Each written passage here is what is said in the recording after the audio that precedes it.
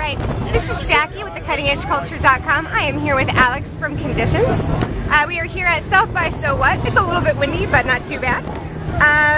So this show kind of teases in one way or another at South by Southwest, which you guys just played yesterday.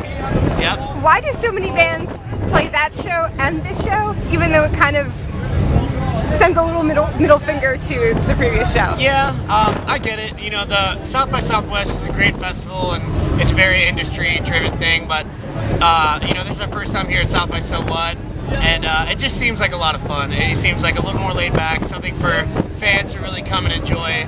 As you know, South by Southwest, you get a lot of industry folk and people just coming in to get free drinks and food, whatever, and just kind of stand around and watch some bands and move on to the next show. Where here it actually feels like a festival, feels like a show. People are coming to get into the music, and also being, you know, it's 3 hours away from Austin, so I'm sure a lot of kids in Dallas can't always make the trip down. So and you know, it's kind of different there with the badges and different shows, blah blah blah. Here you have everything consolidated.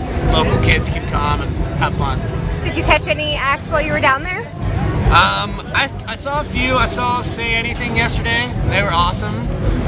Unfortunately, we missed a good amount because we drove all the way from Tampa to Austin, so we got in pretty late and didn't have a whole lot of time down there. But yeah, I saw a couple, and I think we're going to try and go back down tonight since we're done pretty early today, and trying to go see Pennywise tonight. So hopefully I can get that back down there in time. That would be worth it, I would say. Today is St. Patrick's Day. Does your band have any pre-performance rituals that you do for luck? Most of the time we always kind of gather around our drummer Ryan, and we just put our fists in and kind of give like a little chant. More so just for fun, to, you know, whatever. We take ourselves, you know, we take the music very seriously, but we take ourselves very not seriously. So it's just all about having fun, I think, and we tend to always have a good time. So. I think that explains the inflatable instruments. I thought I caught you. Yeah. I won't tell anybody. Yeah. So, you know, like I said, you just came from South by Southwest, and you're here today, and you might go back down. What's the best part of touring? Because you tour a lot. You just came back from Australia recently too, correct?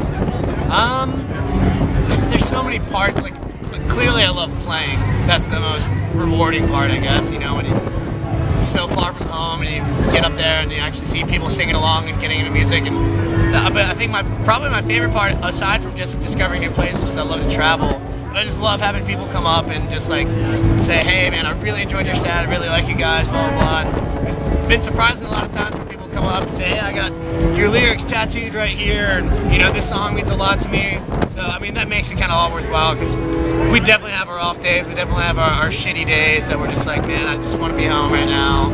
It happens, you know, you can only do it for so long. But then when you talk to somebody like that, it kind of just makes you think again, like, dude, I just made someone's day, and that's so cool. So it makes it all worthwhile.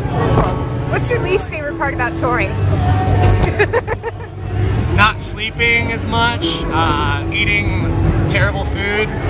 I don't know, it's just always going, you know. When you get an off day and you get to stay in just a hotel room and like relax, it's nice. We all are pretty active, and it's nice, like when I'm at home and like a schedule of things, you know, I wake up at a decent hour and go to the gym and do like normal stuff, whereas here it's like you drove through the night, slept for 3 hours, and I ate Taco Bell, and it's just like, it's a lot, but you know, it's so much fun at the same time. We have a blast. I had Waffle House. It was only slightly better.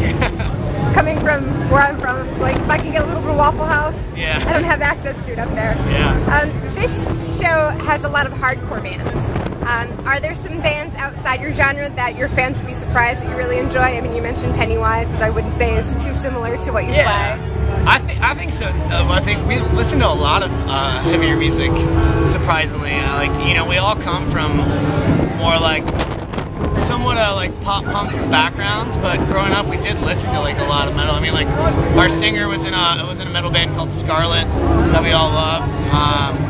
As far as bands here today, I'm trying to think of who's playing. Our friends in Life on Repeat are kind of middle ground. They're kind of like us, but then they have the breakdowns and stuff. But you know, in the van we listen to Lamb of God a lot, the Agony Scene, For Today.